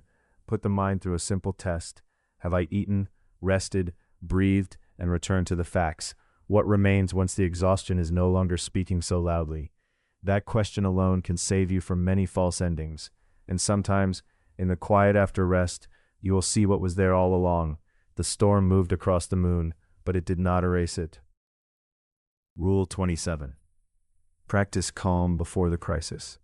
Modern life does not always announce itself with a single disaster. More often, it wears you down by accumulation. The unanswered message, the meeting you are already dreading, the argument that is still echoing in your head, the bills, the deadlines, the news, the responsibility that keeps asking for more than you feel able to give. If you wait until that moment to become steady, you are trying to build footing while the ground is already shaking. Stoicism does not ask you to deny pressure. It asks you to prepare your mind before pressure arrives. Seneca is the primary guide here because so much of his surviving writing is about meeting hardship without letting the imagination make it larger than it already is. He repeatedly returns to the idea that suffering often grows when we rehearse it in advance, dress it in disaster, and invite it to live in the mind twice. The Stoic answer is not passive optimism. It is training. Not a promise that nothing will hurt, but a discipline that keeps pain from becoming panic. Calm in this sense is not a mood you discover after everything settles. It is a capacity you build in advance, little by little, while life is still ordinary. Cleanthes gives this rule a larger frame. In the surviving hymn attributed to him, the universe is not random chaos but a cosmos with order, and human strength comes from alignment rather than resistance. That does not mean accepting every hardship as pleasant. It means refusing the inner collapse that says, "This should not be happening, therefore I cannot bear it." Cleanthes points toward endurance without surrendering dignity. The person who practices calm early is not pretending the storm will disappear. He is training himself to remain upright within it. Musonius Rufus adds the practical edge. Reported teachings attributed to him emphasize that philosophy is not a performance in words, but a habit built through repeated exercise. If you want steadiness under pressure, then train it in low-stakes moments. Pause before answering. Choose the shorter complaint. Leave a small discomfort unescaped. Sit through the irritation without immediately reaching for distraction. This is how inner strength becomes ordinary. You do not become calm by talking about calm. You become calm by rehearsing calm behavior until it belongs to you. Epictetus sharpens the method. In the teachings recorded by Arrian, he repeatedly distinguishes between what is up to us and what is not, and he treats impressions as the doorway through which disturbance enters. Practice calm before the crisis by practicing with your impressions now. Notice the first surge of story making. This will go badly. I cannot handle this. They will see I am failing. Then slow down and ask what is actually in front of you, and what response is still yours to choose. The crisis often begins in interpretation before it begins an event. There is also a warning here. Calm is not suppression. Training calm early does not mean becoming numb, silencing grief, or refusing the reality of fatigue. It means you do not let emotion seize the steering wheel before reason has been given a chance to speak. A stoic practice that merely hides pressure will break under pressure. The goal is steadiness, not denial. Hierocles helps bring this into relationship. If you are calmer, you become less likely to pass your strain outward as coldness, sharpness, or withdrawal. That matters because hardship can make people isolate themselves and then misread care as burden. Practicing calm early helps you remain available to others without becoming ruled by every passing disturbance. So make this a daily practice, not a dramatic one. Before the day begins, take one quiet minute to imagine the hardest likely moment and rehearse your first response. Before a difficult conversation, breathe and decide in advance that you will not answer from heat. Before sleep, review where you remained steady and where you did not to punish yourself, but to train the next attempt. Calm is built the way endurance is built, in repetition, before the crisis, while the room is still quiet. Rule 28. Return to duty after disappointment. Modern life trains people to read every setback as a verdict. A project slicks, a relationship cools, an opportunity disappears, and suddenly the mind starts issuing larger sentences than the event deserves. Not only did this fail, it says, but perhaps you are failing too. That is where disappointment becomes heavier than reality. It is one thing to lose a result.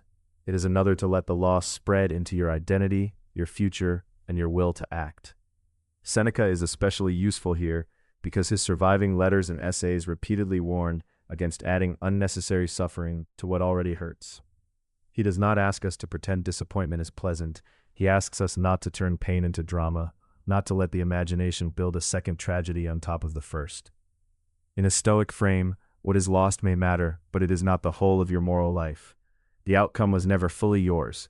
Your judgment, effort, and response were. That distinction is what restores duty. Hierocles and the fragments and testimonies that remain of his ethics keep social responsibility in view. Human beings do not become noble by withdrawing when things go wrong. They become steadier by continuing to tear, continuing to serve, and continuing to fulfill the role that belongs to them. If your plans collapse, your obligations do not vanish with them. You may need a different route, but not a different character. Epictetus sharpens this further. In the recorded teachings preserved by Arrian, he keeps bringing attention back to what is actually up to us, our choice, our intention, our next action, and our use of impressions. Disappointment often persuades us to stand still and rehearse the loss. Stoic discipline asks a harder question. What remains in your power now? Maybe the answer is smaller than you hoped. Good. Smaller is still enough to begin. Send the message. Finish the page. Wash the dish. Apologize. Rework the plan. Show up for the appointment. Re-enter the day through something real. Cleanthes gives this rule a wider horizon. In the hymn to Zeus, which survives while much else of his work does not, the emphasis is on living in accordance with the order of things, rather than resisting reality, as though the universe owes us custom-made outcomes. This is not passivity. It is a disciplined willingness to keep moving in alignment with what is, instead of collapsing because what you wanted did not arrive. Endurance, in that sense, is not a pose. It is the refusal to become fragmented by surprise. Musonius Rufus adds the practical edge. His recorded teachings often return to training, simplicity, and the habit of bearing discomfort without theatrics. That matters because disappointment is not only an idea, it is a bodily experience. Your shoulders tighten, your appetite changes, sleep becomes irregular. The answer is not a grand philosophy performed in your head while your life falls apart. The answer is ordinary discipline. Eat simply, keep your schedule, do the next useful task. Let repeated practice teach the body that frustration is not an emergency. Posidonius, known through fragments and later testimony, also helps here, because he treats emotion and habit as deeply connected to character. What you repeatedly rehearse after disappointment becomes part of you. If each setback becomes an excuse for bitterness, avoidance, or self-contempt, Those responses harden into identity. If each setback becomes practice and steadiness, then strength accumulates quietly, not all at once, not dramatically, but reliably. The caution is important. Stoicism does not tell you to ignore grief, or to call every loss fine, or to force yourself into fake gratitude while your life is still being rearranged. Some disappointments are painful enough to require time, patience, and honest mourning. The rule is not to deny the wound. It is to refuse the collapse that says the wound has canceled your duty. So make this a daily practice. When something disappoints you, pause long enough to name it clearly, then ask, what remains mine to do? Choose one thing, only one if necessary. Return to the work, return to the person, return to the promise you can still keep. Disappointment may alter the map, but it doesn't dismiss you from the journey. Rule 29. Let character be quietly visible. Modern life often rewards the opposite. It rewards the loud update, the public explanation, the visible hustle, the proof that you are trying. When life feels heavy, people start performing resilience instead of practicing it. They want others to notice the weight they are carrying, or they worry that if no one sees the struggle, then the struggle does not count. But Stoicism keeps returning to a more serious question. What if your life is not being measured by how intensely you display hardship, but by how steadily you answer it? Seneca is the clearest voice here. Across his letters and essays, he keeps circling back to the idea that adversity reveals rather than invents character. Hardship does not only test the person you are, it exposes the habits you have already built. A mind trained in resentment will make every inconvenience heavier. A mind trained in patience, restraint, and duty will remain usable even under pressure. That is why quiet strength matters. It is not a performance for an audience. It is the visible edge of an invisible discipline. Posidonius, through the fragments and later testimony that survive, adds another layer. Repeated responses shape the soul over time. This is not about one heroic moment. It is about pattern. The way you answer the small irritation, the awkward delay, the disappointing message, the private fatigue after a long day. These are not trivial events. They are repetitions that train the character. If you practice panic, panic becomes your default. If you practice steadiness, steadiness becomes more natural. Quiet strength is built in those repeated, almost forgettable decisions. Cleanthes offers the larger frame. In the surviving hymn to Zeus and in the Stoic spirit associated with him, there is a strong sense that endurance is not passivity. To accept what comes is not to collapse into it. It is to remain aligned with the order of things while still doing what belongs to you. A person can be deeply burdened and still upright. The wall may tremble, but the support remains. That is the kind of dignity Stoicism praises. Not theatrical resistance, but faithful endurance. Musonius Rufus would push the lesson into daily practice. Strength is not proven in talk. It is formed through simple training. Keep the appointment. Finish the ordinary task. Eat simply when needed. Wake up and begin again. Build a life that does not depend on being admired to stay upright. The quieter the practice, the less it depends on mood. That is useful because heavy seasons are often unglamorous. You are not always doing noble things in a dramatic setting. Sometimes you are just showing up when no one is watching. Epictetus sharpens the point further. What matters is not whether others notice your struggle, but whether you remain faithful to what is yours to do. Your reputation, applause, and the timing of recognition are not fully under your command. Your choice of action is. So if today requires patience, be patient. If it requires a clear boundary, set it. If it requires one honest conversation, have it. Quiet character is visible because it leaves consequences in the world, even if it never announces itself. There is a caution here. Quiet strength should never become silence about every injury, nor a badge of emotional isolation. Stoicism does not ask you to disappear behind competence and pretend nothing hurts. It asks you not to let pain turn you into vanity, bitterness, or self-dramatization. If you need help, ask for it.